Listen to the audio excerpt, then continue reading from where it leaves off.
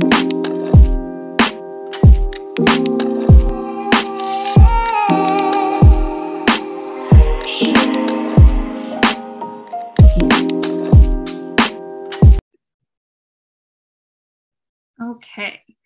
so welcome to our Beyond Awareness, Action, and Prevention series in honor of Sexual Assault Awareness and Sexual Violence Prevention Months during April and May. If you missed any of our previous sessions on consent, boundaries, relationships, or gender and sexuality, we highly recommend you check it out on our YouTube page. And Trish has posted the link to that in the chat. I know that you are probably all wondering who Trish is. As you know, Kylie has moved on to another position, and Trish was so generous to volunteer to help me co-host. Trish is going to introduce herself in just a minute. So my name is Natalie. I am the Sexual Violence Prevention Education Coordinator, and at Amelia Rising, we offer tools to help people ages 12 and up have healthier and safer relationships. Amelia Rising offers free counseling for people who did not have their consent respected. If you'd like more information on our services, you can find us on social media or visit our website. And you can feel free to send us an email or a direct message to connect with one of us. And I will let Trish introduce herself now. Awesome. Thank you. Hi, everyone. My name is Trish. I'm the Public Education Coordinator at the Sexual Assault Survivor Center in Sarnia-Lambton. At our agency, we offer prevention and awareness workshops and education around sexual violence, consent, and healthy relationships, as well as counseling for anyone 16 or over who has experienced any form of sexual violence. Thanks, Trish. That is great, and I really appreciate you being here. I'm excited to be here. Thank you. Okay, so here is the QR code for our anonymous participation tool, Slido. We are going to have a quiz at the end, but you can scan it and ask questions anonymously throughout the presentation, or you can use the anonymous Q&A feature in Zoom, or if you're feeling brave, in the chat. So just feel free to scan if you want to. Moving on to our land acknowledgement. Amelia Rising and North Bay rests on the traditional Anishinaabe territory of Nipissing and Doki's First Nations, and this territory is covered by the Robinson, Huron, and Upper Canada treaties. And the Sexual Assault Center Sarnia-Lambton rests on traditional part of the ancestral land of the Chippewa, Ottawa, and Potawatomi peoples, referred to collectively as the Anishinaabe. And we are putting a website in the chat to invite you to view what traditional lands and treaties you are currently on, and what that means for you in the fight against sexual and gender-based violence. It's nativeland.ca. And we personally don't feel that we can talk about violence, sexual violence, gender-based violence, any kind of violence really, without acknowledging the violence that is continually committed against the land, against Indigenous people, especially Indigenous women and girls, through abuses of state power, colonial rule, and settler violence, resulting in intergenerational harm and trauma. We recognize that these conversations can have negative activators, and we would like to share a resource that offers free phone and chat counseling available 24/7 for Indigenous folks called Hope for Wellness, and we'll be putting the link in the chat now. Sorry, give me 1 second. I don't know what I just did here. That's okay.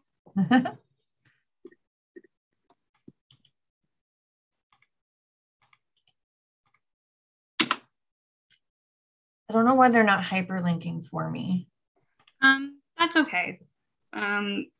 People can copy and paste and put it into the browser. Okay. So On this slide, we do have a piece of beautiful artwork by the Lamb Body Defense.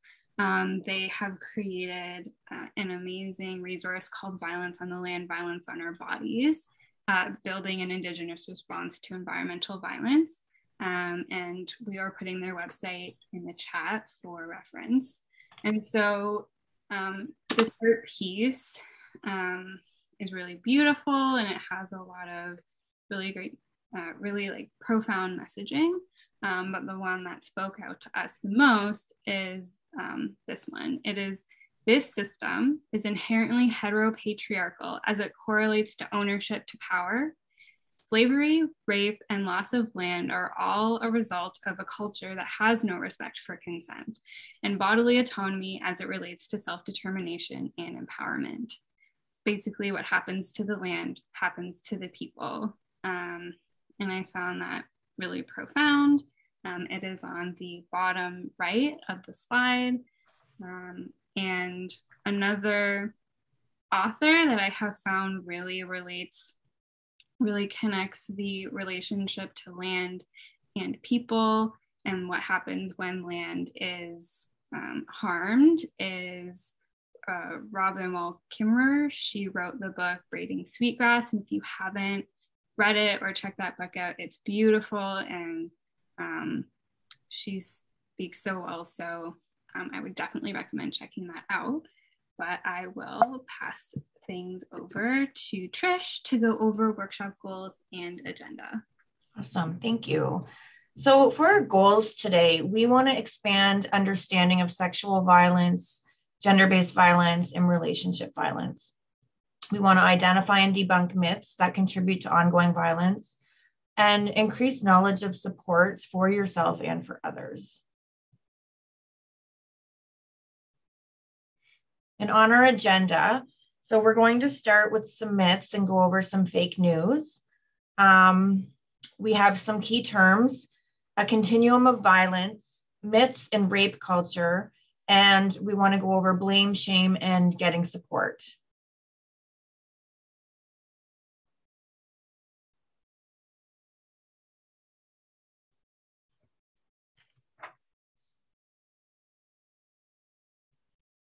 Oh, Natalie, you're muted. Okay, thanks. And before we get started, we do want to recognize again that this presentation will contain heavy topics that may be activating to folks, and we would like to put some supports in the chat just in case you do have to leave the presentation to do some self-care. And you can also find support numbers at the bottom of each of our slides.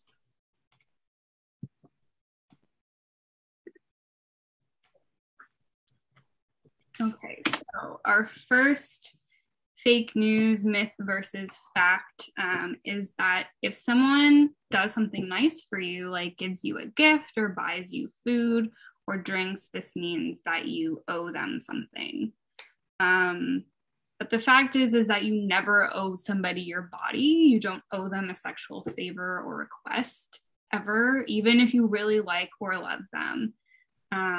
If somebody wants to do something nice for you, hopefully they are doing it because they care about you and they want to do something nice for you. But if somebody's expecting like something like that in return, then that is something that we would call a red flag. You are allowed to say no to that, or you are allowed to, not give them what they're looking for, because that's not the way it should really work. And I will pass it over to Trish to do the next myth versus fact. So the next myth we have is what you're wearing, saying, or doing can affect your chances of being a victim of sexual assault or sexual abuse. When in fact, the only thing that can affect someone's chances of assault is if there's a perpetrator present. So we know that everyone has a right to wear what they want and present how they want, and they should be able to do this safely without feeling in danger or like they're going to be blamed for something based on what they're wearing. And the next myth we have, if you're too drunk, high, or you were flirting with someone, then it's your fault if the other person misread your signals. When in fact, a person cannot consent if intoxicated by drugs or alcohol, and flirting is not permission. So when we look at consent, we know that it is reversible. So even if you do decide to flirt and engage in anything, you can stop anytime you want, and you can reverse that consent. And again, you cannot legally give consent if you are under the influence and you don't have the capacity to be thinking clearly. Thanks, Trish. And so now we are going to look at some definitions. Why? Because words have power, and these may change over time as research is completed. But for now, these are the most up-to-date definitions, and they're from the glossary compiled by the Center for Research and Education on Violence Against Women. And we are going to put the link to that glossary in the chat. There are a lot of words and a lot of definitions, but these are the ones that we wanted to go over today that stood out to us. And the first one is gender-based violence. And this is a term that recognizes that violence occurs within the context of women's and girls' subordinate status in society and serves to maintain an unequal power balance.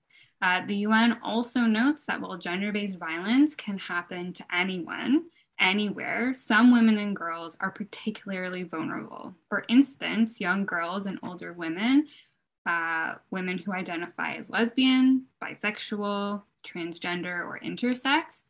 If you're thinking back to our gender and sexuality workshop from last week, we had a pretty good discussion on, the ways that these women are affected. Also migrants and refugees, Indigenous women and ethnic minorities, or women and girls living with HIV and disabilities, and those living through humanitarian crises. And so that is actually the definition from that website. And the existence and impact of gender-based violence are therefore often interconnected with other systems of inequality and vulnerability. As we can see, gender-based violence is more complex than we might initially think, and it includes a lot under its umbrella and affects people differently, and we will be looking at that in a couple of slides. The next definition we want to go over is sexual violence and harassment. Sexual violence refers to any violence, physical or psychological, carried out through sexual means or by targeting sexuality. So examples: childhood sexual abuse, sexual assault, drug-facilitated sexual assault, rape during an armed conflict, sexual harassment, stalking, sexual cyber harassment, and sexual exploitation. Sexual violence is gender-based violence and is about exerting power and control of another.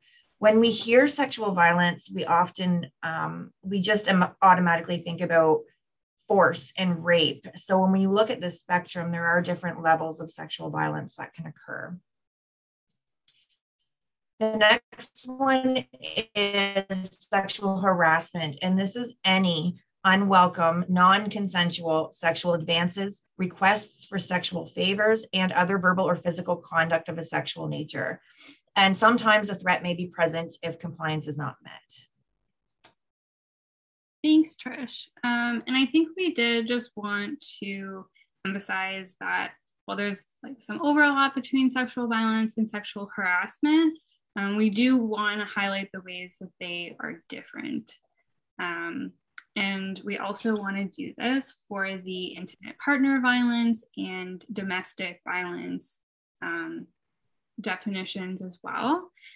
So intimate partner violence can refer to physical, sexual, or psychological harm by a current or former partner or spouse, and can also be called dating violence between couples who are not married. The rate of violence by dating partners is 42% higher than by strangers. And domestic violence People often get intimate partner violence and domestic violence confused, or they think it's the same thing. But the difference is that intimate partner violence is usually between a couple. That's why it's called dating violence, and domestic violence can just be between people that live together. So if you have a roommate, or you're living at home with your family, you don't have to be dating the person, but if you are sharing a residence with them, then that can be considered domestic violence. So the definition of domestic violence is a pattern of behavior used by one person to gain power and control over another. The individual engaging in abuse may be a current or former spouse, an intimate partner, or a family member. So a lot of intimate partner violence and domestic violence cases can go together, but like I said, it doesn't have to be between romantic partners. The next definition, and even when I went over the definitions that we were doing, I thought, oh, this is a heavy one. Femicide. So what is femicide? It's the intentional killing of women and girls because they are women and girls. And there's many examples. I'm just going to give a few here.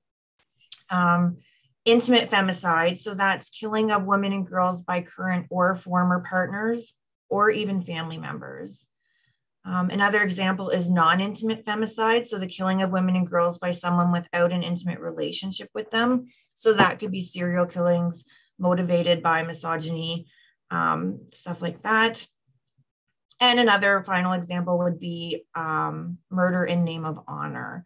So that's the killing of women and girls because of their own lived experience. So maybe depending on cultural beliefs, if they were engaging in premarital sex and that was against their culture, it's judged as a violation of gender and or family expectations. And so at that point, you're in their view, giving the family a bad reputation or a bad name.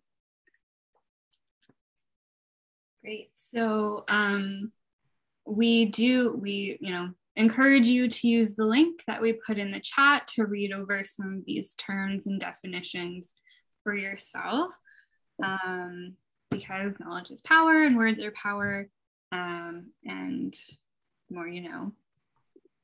So next, we are going to talk about the continuum of harm.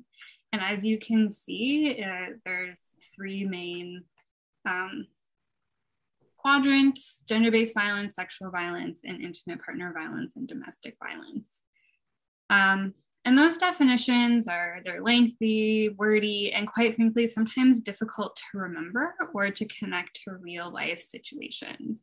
And so on this slide, you'll see some examples, and meaning that gender-based violence, sexual and intimate partner and domestic violence are large terms, and they include a lot of intersecting harms. Violence is not to be ranked in terms of better or worse. For example, if you disclose to a friend that your nude photos were leaked, for example, digitally facilitated sexual violence, quite often gendered towards women and girls, and your friend responds by saying something like, well, at least they didn't assault you, or it could have been worse. This language minimizes the harm caused and ranks harm in a hierarchy, when really, it's just a different kind of harm. It's all harm. It's just certain, things, it's a different way of doing things. This language,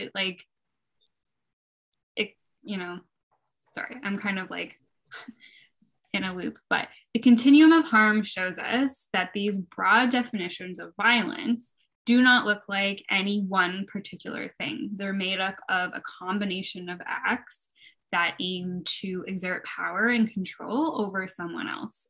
And all of these examples and more on the spectrum can cross over from gender-based violence to sexual or intimate partner violence, domestic violence, depending on the nature or context of the act. Trish, do you have anything to add here? No, not on that. I think you covered all of that pretty well. Awesome. So on this on this slide, you know, we do have sort of like a pyramid here, but despite the fact that it is a pyramid, it's not a hierarchy. It's not a hierarchy that's ranking forms of violence. Instead, try to think of this pyramid as demonstrating building blocks that build and hold the foundation to allow for violence to happen on the layers that are further up. So jokes and comments may seem like no big deal, but the more verbal abuse, you know, and jokes and problematic language are excused or downplayed, it paves the way and makes room for and allows for other forms of violence to build on top.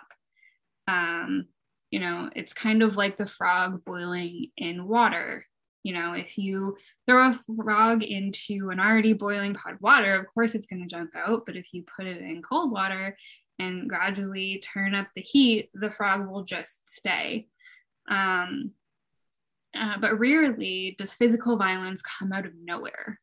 It's often the result of a culture of violence being normalized that makes a perpetrator see whoever they're harming as deserving of violence. So, you know, if jokes, problematic language are okay, then it's just a way to make that person seem deserving of more harm. And it's really dehumanizing. And it can just like make people seem like less than. So for example, harmful tropes and stereotypes used in stand-up comedy.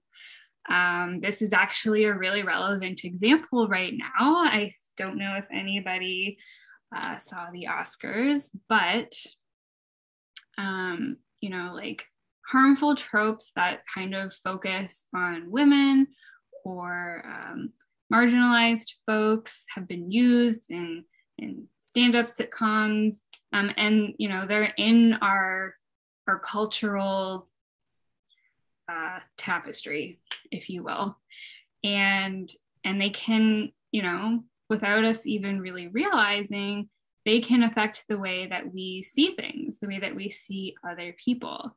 And when we see women and trans people and other marginalized folks being constantly the butt end of jokes, you know, words have power and they can influence our thought patterns and the way we think and act and what we internalize, and whether we're aware of it or not.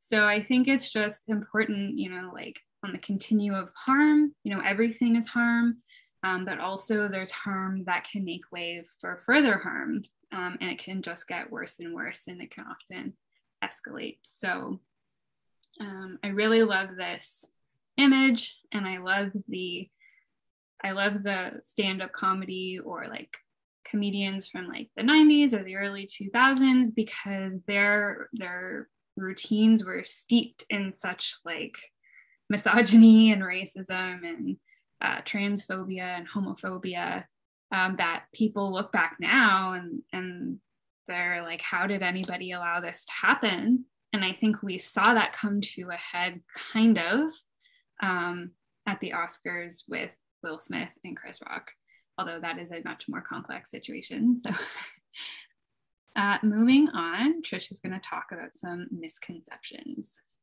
I think I am glad you brought up that stand-up comedy. I went to a Yuck Yucks on the weekend, and I don't go to stand-up comedy, and I thought, how is this not offensive? Everything they're saying to half the people in the room, right? Yeah. Okay, so some common misconceptions that we want to look at here.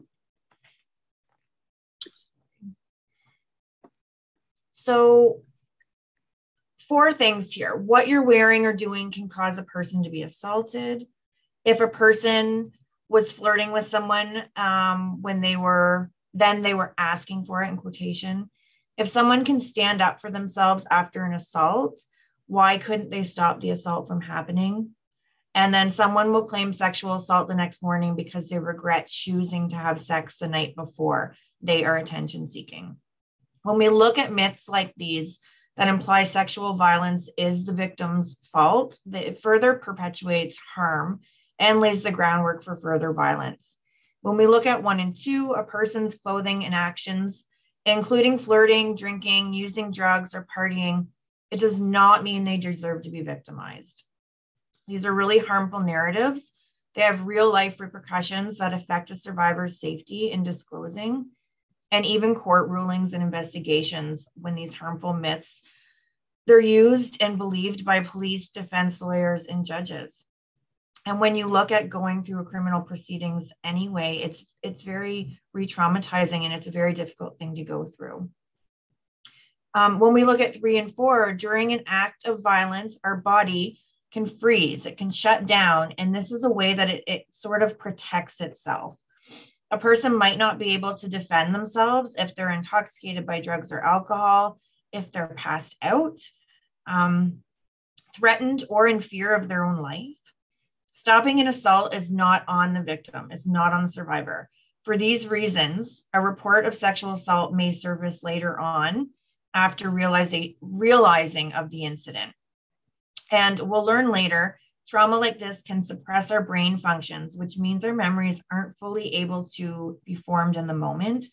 Only 2 to 5% of sexual violence reports are false. However, it's likely some form of violence most likely occurred at some point when that false accusation or that false report came out.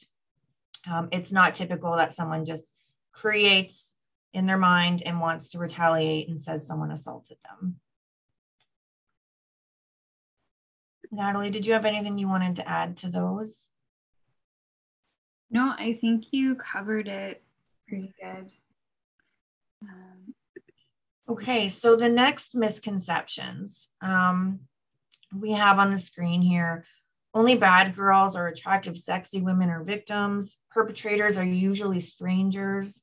It's easy to tell who a perpetrator is, and it's easy to just leave an abusive relationship.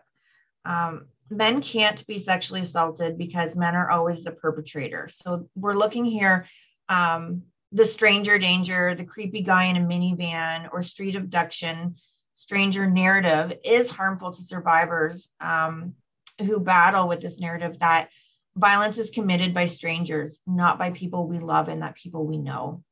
And unfortunately, 82% of survivors know the perpetrator, whether it's an intimate partner, someone in their household, a family, a friend, or a teacher, a colleague, a neighbor, a coach, etc., someone involved in their life.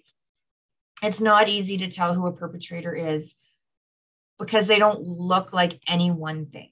So, excuse me. This narrative is especially harmful for disclosure that doesn't fit in like the perfect victim narrative. So an example, woman reporting violence from a smaller guy is less likely to be taken seriously, similarly with a man reporting violence from a woman. And this stems back to gender stereotypes and how men are supposed to be tough and strong, or if you are someone who is bigger, you can overpower someone else. And we know that there's different trauma responses, and if you're in freeze response, that's just not going to happen. Leaving an abusive relationship is one of the hardest things to do, and I commend anyone who has ever had to leave one.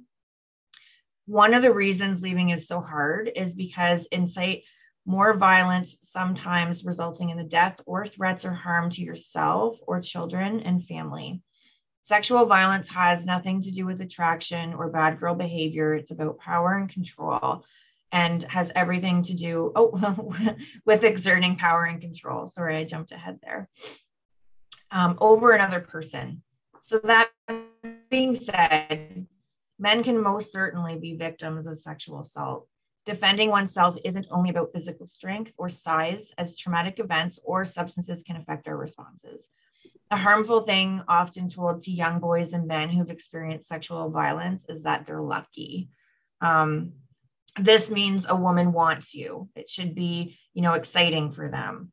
It's harmful in two ways, as it assumes the assault was perpetuated by a woman. And if it was, the woman is usually in a position of power, such as a coach or a teacher or a role model. And I know even just growing up, I remember stories about teachers and sexual assaults against boys. And those messages were there. It was like, oh, you're so lucky. Like, she's so good looking. You should have wanted this. When that power dynamic isn't recognized by people who are saying that. And secondly, 90% of all perpetrators of sexual violence identify as men. It does not mean 90% of men are perpetrators.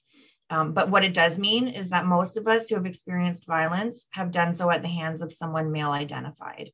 It is estimated that 1 in 6 young boys and men will have experienced sexual violence before the age of 18 at the hands of an adult male in their life. Thanks, Trish. And I remember recently, within the past couple months, running into this exact myth and having to dispel it for somebody. I was at an Airbnb and the host was actually really nice, and it's a long story, but we ended up talking about, what I do for work. And, they said something about, how that would be really hard, and how something about protecting their daughters. And I said, well, actually, there's boys are most often, young boys are most often sexually abused as children and teens. And, the surprise, this man was like, whoa, that's so surprising. And I was like, well, I said, there's certain demographics of women and girls that are targets for sexual violence, but for kids to teens, the majority are boys. And there was also something else when you talked about leaving a relationship and how it can be really dangerous. It reminded me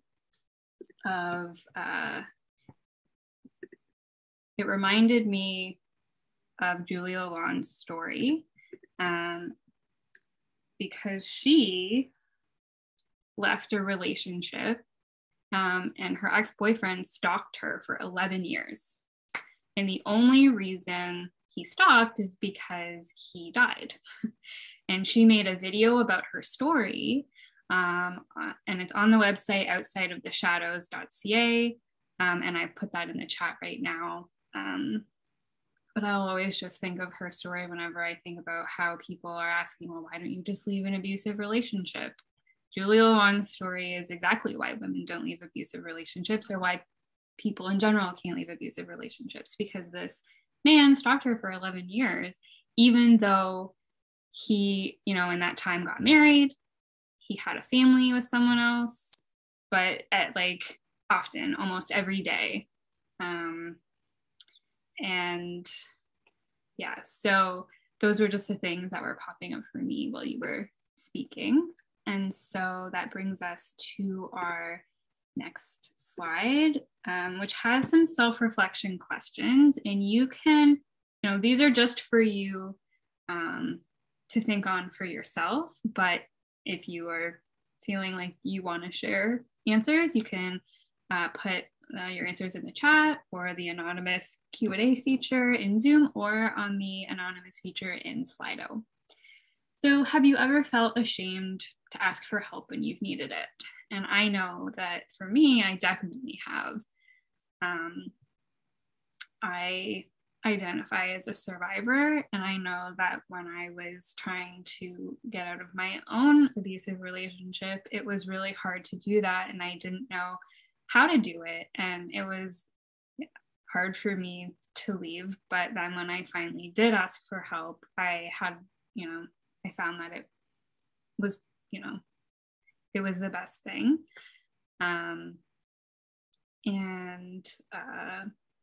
Trish, do you have any thoughts?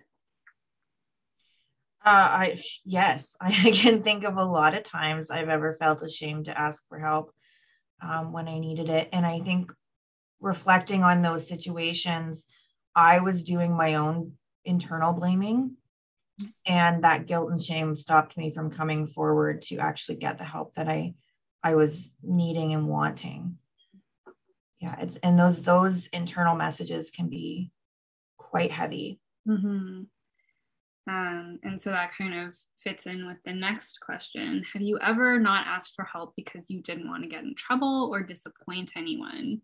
And I know for me, I felt a lot of shame because I was thinking, like, how did I end up in this situation? But I guess like the thing I had not learned yet is that, these kinds of situations happen to anyone. It doesn't discriminate. You can be anyone and have this happen. Yeah. I think that also what stands out to me is thinking about childhood and when there has been incidents with family members and just really not wanting to be in trouble, because sometimes it's scary for kids to say no and they don't say no. And just that worry about the family breakdown and not wanting to disappoint anyone. Definitely. And then the last question, have you ever heard or believed any of the myths mentioned? And I know I definitely did at one point in time. I had a lot of internalized shame, a lot of internalized misogyny, and it took me a lot of years of unlearning and relearning, and challenging myself to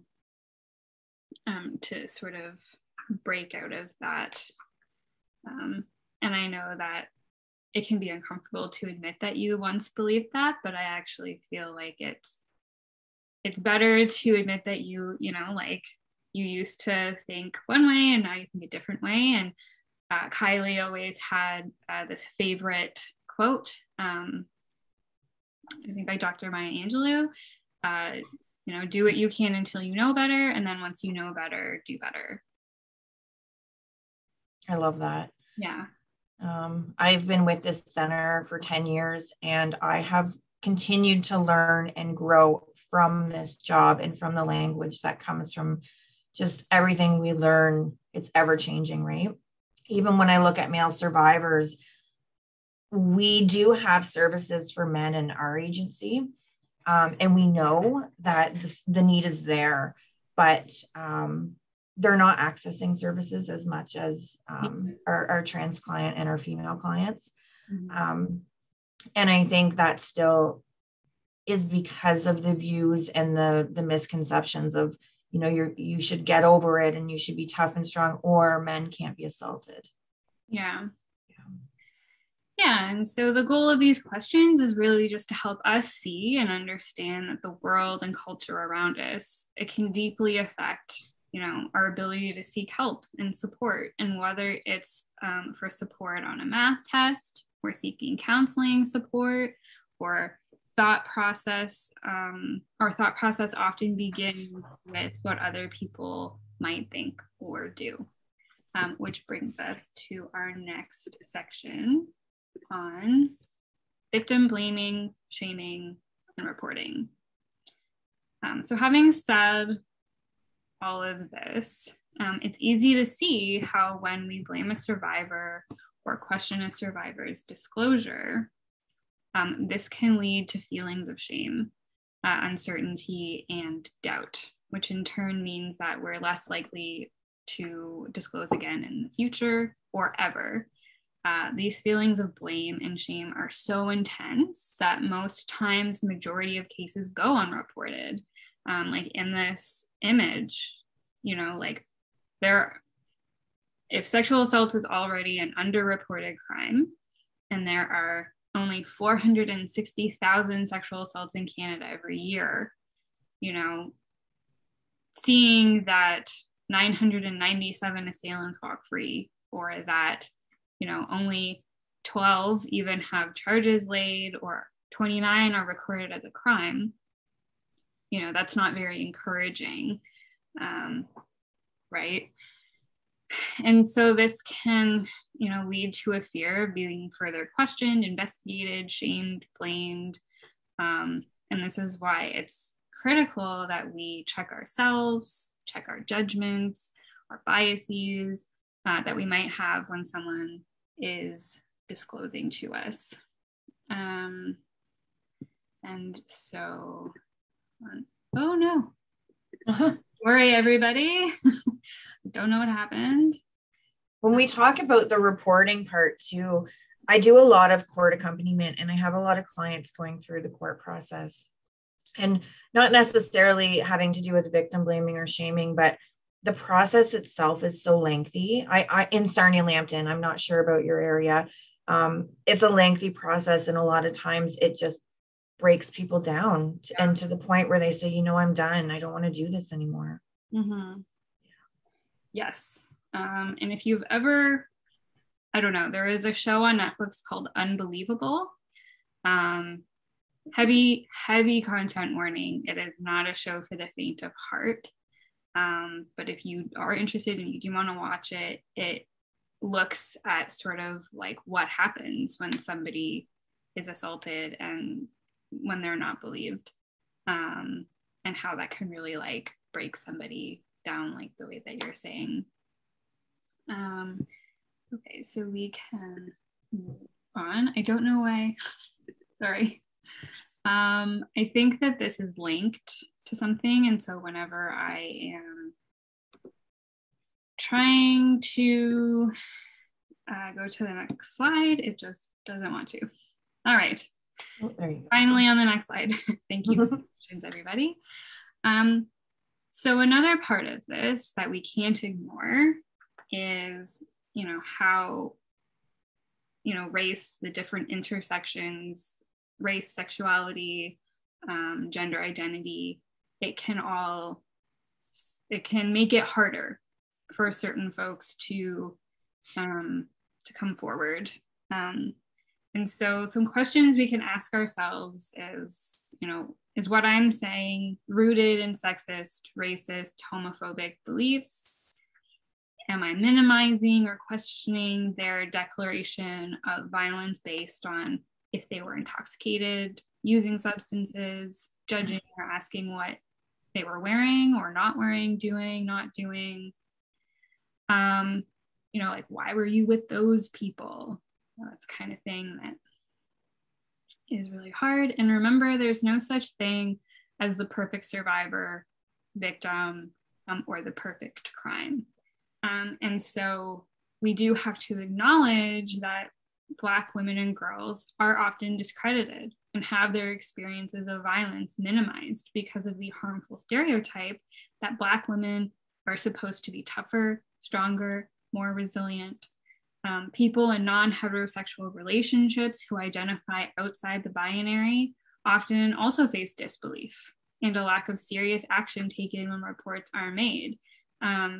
Because of this binary that, you know, these kinds of situations only happen to men and women in heterosexual relationships, people don't think, you know, for example, that there can be domestic violence or sexual violence in a lesbian relationship or in other queer relationships. And that leads to, you know, folks not reporting, maybe folks not even realizing what happened, and therefore not getting the help or the services they need.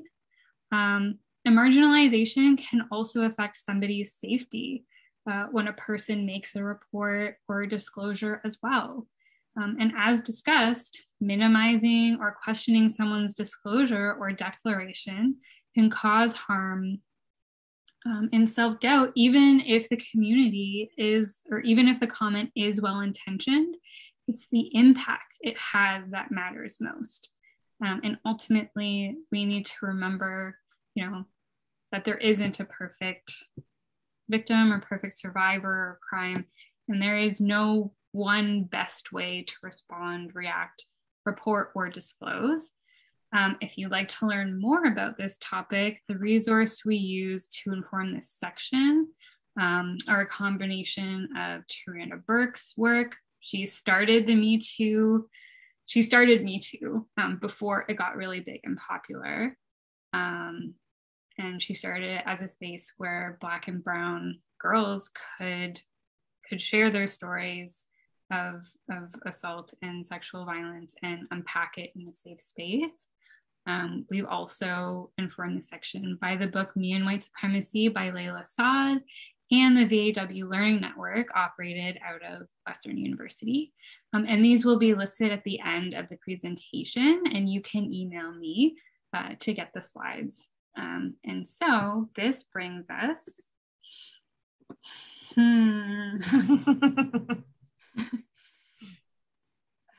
so this is the, we love to have, links already put in there. So if you do ask for the slides, you can just click right on the image and it will take you,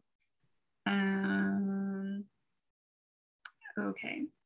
So now we're going to do the Slido quiz, and I will put the link and the code into the chat.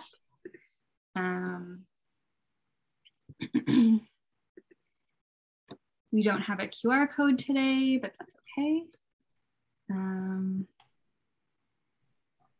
it's just to test your knowledge on everything that we have talked about so far in this presentation. Because now we're almost at the end.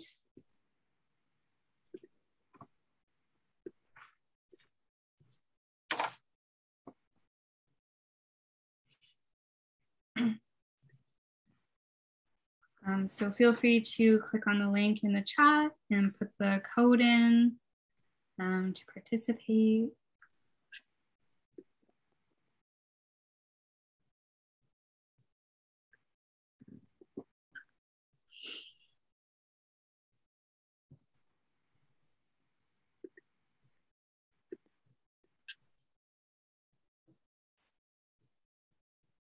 And remember that it may ask you for a name, but you don't have to put your name. You can just put your initials or your favorite color or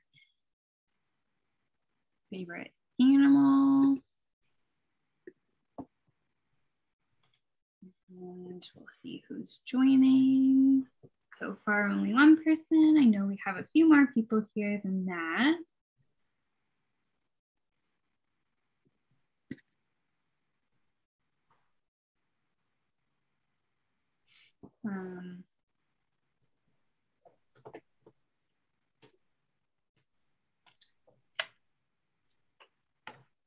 So if we could get just at least one more person, just so that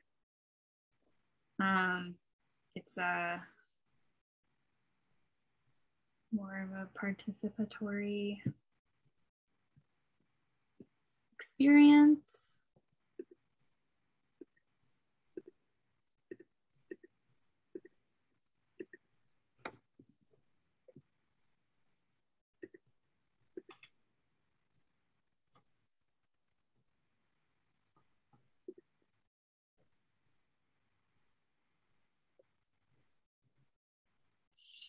Okay, it looks like Brown is going to be filling it out all on their own. Oh, no. Okay. So we do have the questions here, which is not an example of gender-based violence, femicide, intentionally outing someone to cause harm or distress, intentionally using the wrong pronouns, or getting rejected.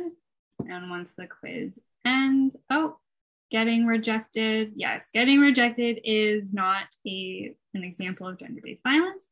It may be pretty uncomfy, but it is, you're not really being violent towards anybody.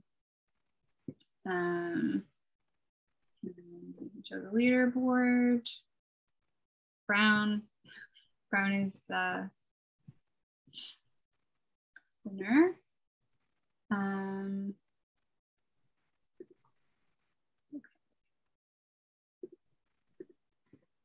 And so the next question, catcalling is a form of sexual harassment, true or false?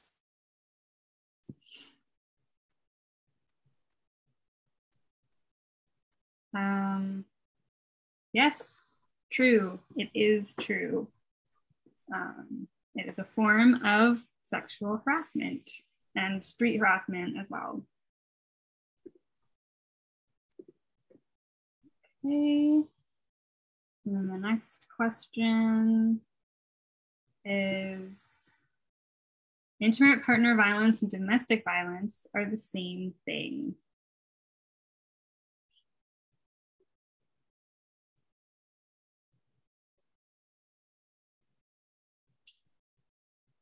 Yes, false. Okay. And then the next question. What is the intentional killing of women and girls because they are women and girls? Infanticide, feminism, femicide, or misandry? Femicide. Yes, it is.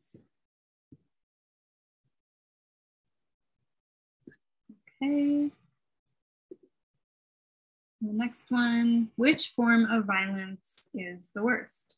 Controlling use of or lying about birth control, coercion into sexual, financial, or physical acts, intentionally outing someone to cause harm, monitoring location and movement, or none of the above.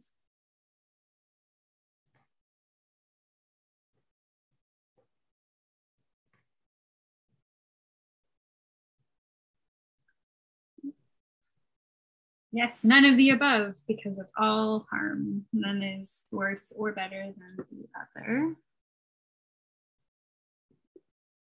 And what is the foundational base of the pyramid of violence? Think back to the building blocks of violence. Verbal abuse, gender-based stereotypes, sexist, homophobic jokes, or sexual assault.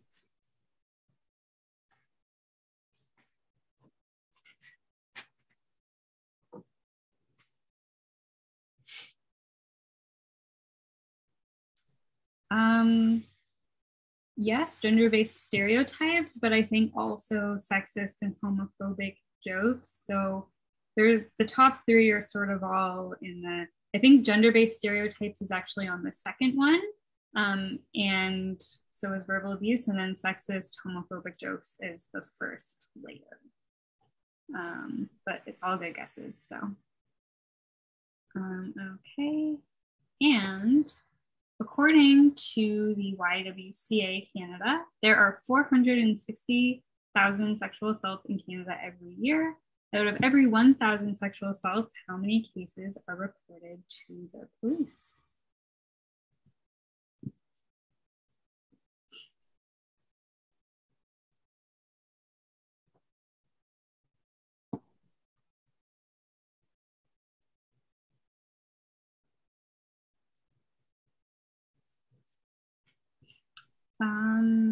You know what? I actually think that I have to go back and look at the slide where this was. 33. 12 was a good guess. It was still on there. So 33 are reported to the police, and it's 12 that have charges laid. Oh, okay. I think that brings us to the end of the quiz. So, you know, that was a good way to test our knowledge and see what we learned. And so that brings us to our grounding activity, which was also on Slido with the same link in the chat that you can use to access. And it's just what brings you joy: person, place, action, or thing. You can also just put your answer in the chat or in anonymous Q&A. I know what brings me joy is actually birds. I am an unabashed bird person.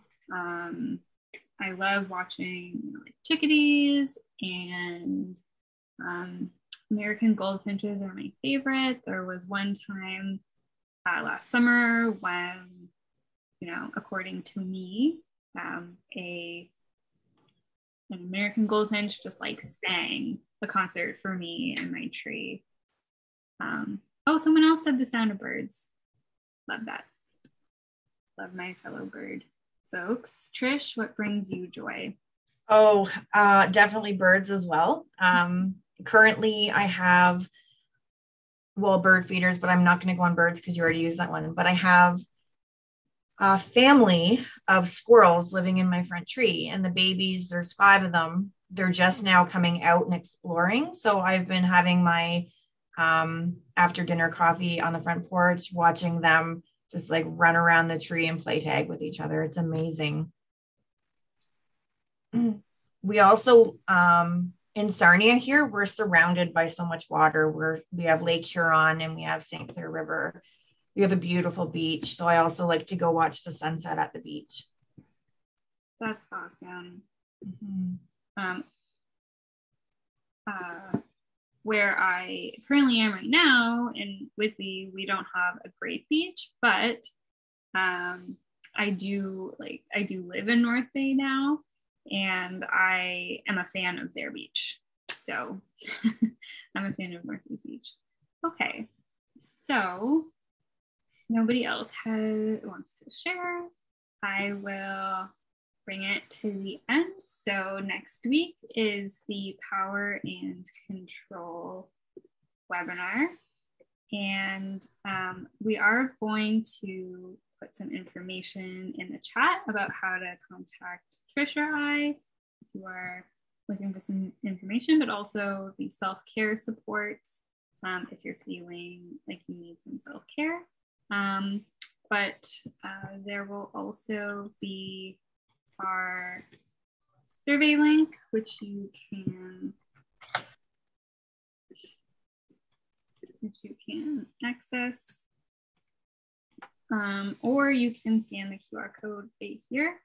But other than that, thank you for joining us today. And we do actually have lots of time for questions. So if anybody has a question, feel free to put it in the chat or in the Slido. We are here to answer whatever questions you may have. You can also anonymously put it in the Q&A feature.